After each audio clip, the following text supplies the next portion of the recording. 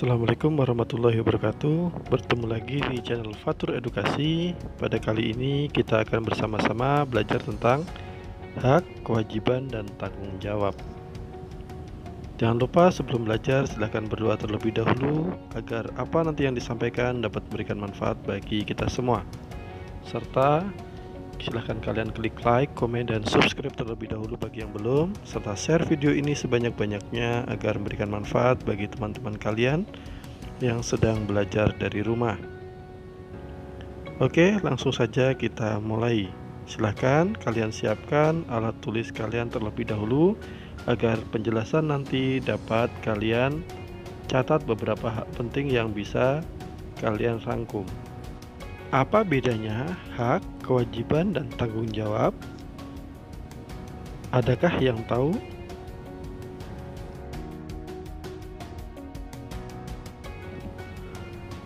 Hak adalah segala sesuatu yang harus didapatkan oleh setiap orang yang telah ada sejak lahir, bahkan sebelum lahir. Di dalam Kamus Bahasa Indonesia, hak memiliki pengertian tentang sesuatu hal yang besar, milik, kepunyaan, kewenangan, kekuasaan, atau berbuat sesuatu. Dalam artian karena telah ditentukan oleh undang-undang atau aturan. Itu merupakan definisi hak secara umum.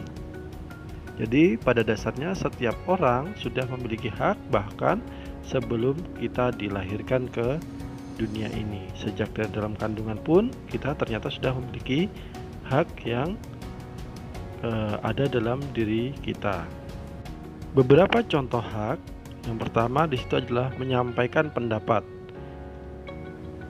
Ketika dalam kehidupan bermasyarakat, maka kita ternyata bisa mendapatkan hak yang sama dalam hal menyampaikan pendapat atau mendapatkan perlindungan hukum, mendapatkan perlindungan untuk anak-anak, mendapatkan kasih sayang keluarga, hidup tenang dan damai, bebas memilih, memeluk, dan menjalankan agama. Jadi pada dasarnya ketika dalam kehidupan bermasyarakat kita banyak sekali hak-hak yang bisa kita laksanakan tanpa ada paksaan dari orang lain, dan kita juga dapat setara dengan orang lain. Sebagai contoh tadi adalah menyampaikan pendapat, ternyata kita juga memiliki hak. Jadi ketika bermusyawarah kita dengan bebas dapat menyampaikan hak di forum tersebut. Kewajiban. Kewajiban adalah segala sesuatu yang wajib dilaksanakan, keharusan atau sesuatu hal yang harus dilaksanakan. Jadi ternyata selain ada hak juga ada kewajiban, di mana kewajiban harus dilaksanakan oleh diri kita pribadi atau dalam lingkup kita sendiri atau masyarakat atau berada dalam sebuah kelompok. Jadi kewajiban itu juga sangat beragam, tergantung dengan situasi dan kondisi kita masing-masing ketika sedang menjalankan. Ketika dalam bermasyarakat, menjunjung tinggi dasar negara dan menaati peraturan yang berlaku, itu juga bagian dari contoh melaksanakan hak dalam lingkungan masyarakat. Berkewajiban membayar pajak, mematuhi aturan atau norma yang berlaku dalam masyarakat, kewajiban menjaga kebersihan dan kenyamanan lingkungan, serta membantu tetangga yang terkena musibah. Apakah hanya itu? Sebenarnya sangat banyak sekali. Sebagai contoh, seorang pelajar juga berkewajiban untuk belajar. Seperti di saat pandemi seperti ini, kalian juga harus tetap belajar di rumah masing-masing. Apa yang dimaksud dengan tanggung jawab sendiri? Setelah tadi kita mengetahui tentang hak dan juga tentang kewajiban, apa yang dimaksud dengan tanggung jawab? Tanggung jawab adalah kesadaran diri manusia terhadap semua tingkah laku dan perbuatan yang disengaja ataupun tidak disengaja. Jadi ada sebuah kesadaran dalam diri kita terhadap semua tingkah laku atau perbuatan yang kita lakukan, baik disengaja ataupun tidak disengaja. Banyak sekali contoh dalam kehidupan kita sehari-hari. Sebagai contoh, seorang siswa berkewajiban belajar. sedangkan haknya adalah mendapatkan nilai dan ilmu. Secara langsung, siswa tersebut sudah melaksanakan tanggung jawabnya sebagai siswa untuk belajar dengan baik, karena tanggung jawab itu muncul akibat telah menerima sesuatu wewenang, yaitu belajar. Jadi ketika kita sudah melaksanakan kewajiban dan mendapatkan haknya, ternyata itu bagian dari sebuah tanggung jawab yang sudah kita emban dan kita laksanakan dengan baik. Berkaitan dengan hak, kewajiban, dan tanggung jawab, ternyata dalam kehidupan lain, kehidupan sosial, ada berbagai jenis usaha ekonomi yang juga menuntut adanya hak, kewajiban, dan tanggung jawab ketika kita sedang menjalankan. Dalam kehidupan masyarakat, jenis usaha ekonomi itu dibagi menjadi dua, yaitu jenis usaha yang dikelola secara pribadi dan juga jenis usaha yang dikelola secara kelompok. Pada dasarnya, dari dua jenis usaha yang ada itu berbeda antara hak, kewajiban, dan tanggung jawabnya. Ketika jenis usaha yang dikelola secara pribadi, maka secara tidak langsung semua hak, kewajiban, dan tanggung jawabnya menjadi beban kita secara sendiri. Sedangkan ketika kelompok, maka akan dibagi secara merata kepada setiap anggota kelompok yang ada. Sekarang, ketika kita lihat jenis usaha yang dikelola secara pribadi di lingkungan sekitar kita ada apa saja. Sebagai contoh, ada usaha pertanian. Misalnya orang tua kalian berladang, berkebun, itu merupakan jenis usaha yang dikelola secara pribadi, yaitu pada bidang usaha pertanian. Usaha jasa. Usaha jasa yaitu jenis usaha yang dikelola secara pribadi. Sebagai contoh ada misalnya di lingkungan sekitar kita adalah barbershop atau potong rambut, tempat potong rambut. Itu juga jenis usaha yang dikelola secara pribadi berkaitan dengan usaha jasa. Apakah hanya barbershop saja? Tidak, masih banyak lagi, seperti contoh fotokopi, itu juga bagian dari jenis usaha yang berkaitan dengan jasa.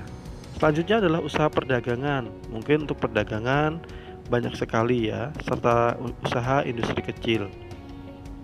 Kalau untuk perdagangan sebagai contoh adalah warung-warung kecil, pedagang kaki lima, pedagang asongan, itu untuk usaha perdagangan. Sedangkan untuk industri kecil yang berada di lingkungan sekitar kita, sebagai contoh kemarin sudah dijelaskan adalah pabrik pembuatan tahu, pabrik pembuatan tempe, itu merupakan jenis usaha yang dikelola pribadi untuk bagian usaha industri kecil. Jadi sebenarnya dalam lingkungan kita sehari-hari banyak sekali jenis usaha yang dikelola secara pribadi. Selanjutnya adalah jenis usaha yang dikelola secara kelompok. Yang pertama adalah firma. Firma yaitu usaha ekonomi bersama yang didirikan oleh sekurangnya dua sekutu. Maksudnya dua sekutu di sini adalah dua orang ya. Jadi sebuah usaha yang berbadan hukum, mempunyai legalitas, dan didirikan oleh sekurangnya atau paling sedikit oleh dua orang. Bentuknya apa saja? Bebas. Untuk misalnya berkaitan dengan perdagangan bisa, berkaitan dengan jasa juga bisa. Itu untuk firma. Selanjutnya adalah perseroan terbatas atau PT. Adalah usaha bersama yang modalnya berupa kumpulan saham. Setiap saham memiliki nilai nominal tertentu. Jadi untuk PT sebenarnya bisa terdiri dari beberapa firma, atau firma ketika sudah besar bergabung menjadi meningkat menjadi sebuah perseroan terbatas pun bisa. Untuk PT dikelola lebih profesional dibanding dengan firma yang ada. Selanjutnya adalah persekutuan komanditer atau CV, didirikan oleh sekurangnya dua orang yang menyetorkan modal. Kalau firma tadi dikerjakan secara bersama-sama, dibagi tanggung jawab secara bersama. Untuk CV ada beberapa pilihan. Misalnya ada dua orang, satu menyetorkan uang, satu bagian untuk yang bekerja atau menjalankannya. Nah, sedangkan untuk BUMN adalah perusahaan negara, yaitu sebuah perusahaan yang seluruh atau sebagian modalnya dimiliki oleh negara. Selain BUMN, ada juga BUMD, yaitu badan usaha milik daerah. Kalau BUMN tadi kan badan usaha milik negara. Nah, untuk poin yang terakhir, jenis usaha yang dikelola secara kelompok yaitu koperasi. Koperasi sendiri adalah badan usaha yang beranggotakan orang-orang atau badan hukum. Koperasi dengan melandaskan kegiatannya berdasarkan prinsip-prinsip koperasi sekaligus gerakan ekonomi rakyat yang berdasarkan asas kekeluargaan. Nah, kalau koperasi sendiri sebenarnya di beberapa sekolah juga sudah ada. Jadi, ketika kalian membeli alat tulis bisa di koperasi sekolah yang ada.